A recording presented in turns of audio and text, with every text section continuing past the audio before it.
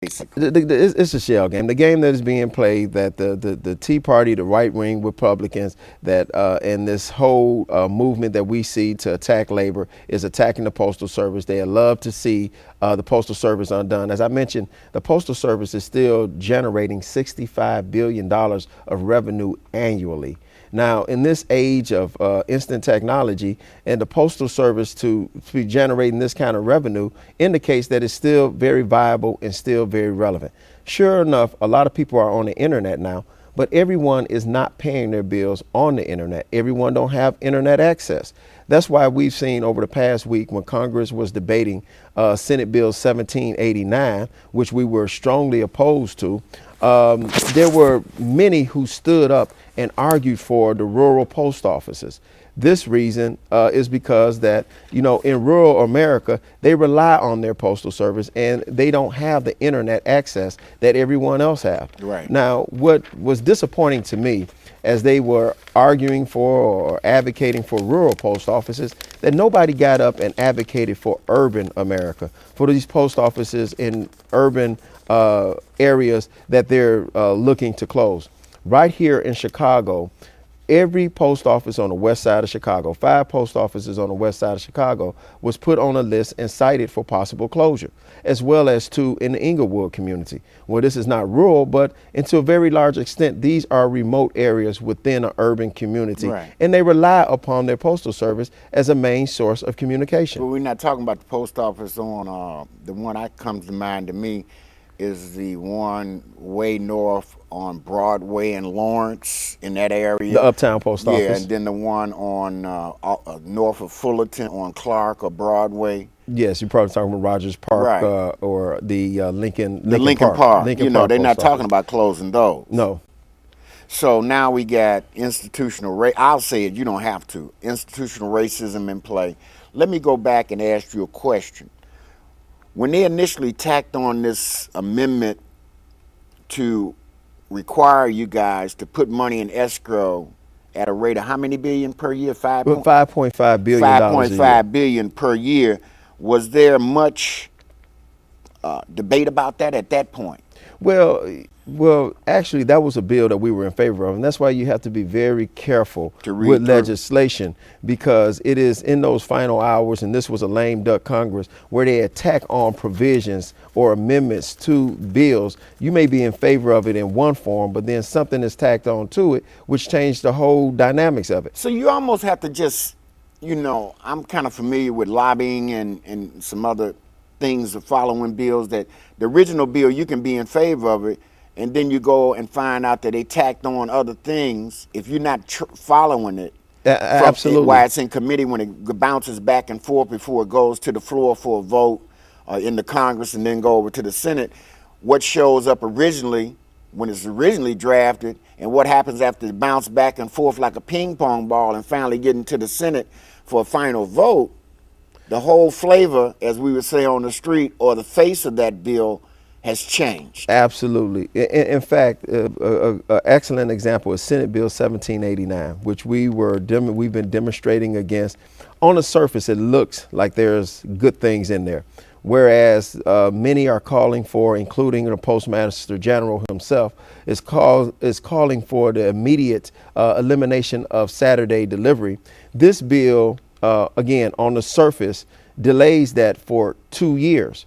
But it also requires the Postal Service to make some changes or to meet some standards in order not to go to 5-day delivery. But if everything, as this bill has it now, is not addressed, it sets up failure for the Postal Service. There was 3 provisions with this bill that we felt, if it was added on to the bill, that we could be in favor of. If they maintain 6-day delivery, if they maintain door-to-door delivery, and if they didn't cut the workman's compensation benefits for many of our members and postal employees who have been injured while performing their duties. 2 out of the 3 of those provisions failed. The Postal Service was given the green light to go to 6-day to 5-day delivery in a 2-year window, and the Federal Employee Compensation Act was weighted against our members, our employees. What was the rationale on the 5-day delivery? The 5-day delivery is, they figure if we go to 5 days, if we cut out Saturday delivery, that the Postal Service would save X amount of billions a year. But the reality of it is, we are a service-oriented company. All we do is provide service. In this age of instant technology, we should be looking for ways to provide communication more efficient and faster, not slow down. We know that we're called snail mail, but now you want to slow us down in this age of instant technology? Right. As opposed to going to 5 day, we should be looking to go to 7 days, because the reality of it is, a lot of people are shopping online, but guess who have to deliver those packages? We do. Another little known fact, the Postal Service delivers 25% of the packages and goods for UPS and FedEx. Right. And these are companies that we are often compared to, but it's like comparing apple to oranges. UPS and FedEx are only going to go where it's profitable to them. Rural America, they're not going there. You will see Brown all around Chicago, but you're not going to see Brown in Odell, Illinois, because it don't turn a profit to them. The United States Postal Service go everywhere, every day, and we even deliver their packages for them. So just for the curiosity of some of my viewers, when FedEx and who was the other one you mentioned? UPS. UPS subcontract to you on the package, does the package show up at my door in the red, white, and blue package? It shows up delivered by the United States Postal Service. Oh, okay. Okay. So That's good. That's good information, because the public and some of the writers for local newspapers just don't take the time to give a detailed report like you're doing. So what I want to do, I also neglected to tell you, get a pencil and paper. I want you to get a pencil and paper, because the local here in Chicago, where you'll be viewing this, and those that have watched this on the World Wide Web and other areas of the country, you can just Google the National Association and find out who your local is and get in contact with the leadership there if you want to participate in this struggle, which shouldn't be a struggle, for your own rights to be able to get your mail on a consistent basis. And don't buy into the hype where you start bad-mouthing the postal system, because what's going to happen if we lose the benefits that are afforded us now through mail delivery, then you're not going to have a winning situation trying to get back whatever's been taken from you.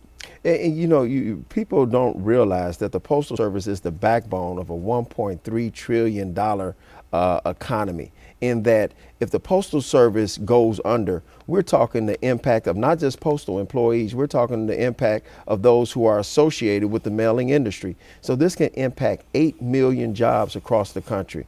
One of the things that we're very concerned about with this bill 1789, as I just mentioned, is the impact that it can have on job loss. Anywhere from 80,000 to 100,000 jobs could be lost because of this flawed legislation.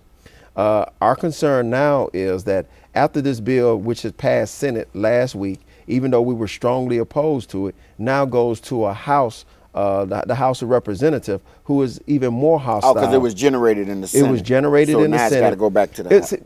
It's a bipartisan bill. Okay. And this is what concerned us from the very start. And I got to say, our national union has done a tremendous job in trying to get the message out to the general public, to keep everybody informed and make everybody aware of what's in this legislation. It's been billed as a bipartisan effort to save the Postal Service. Only thing it does is kick the can down the road, and ultimately will lead to the demise or the dismantling of the United States Postal Service.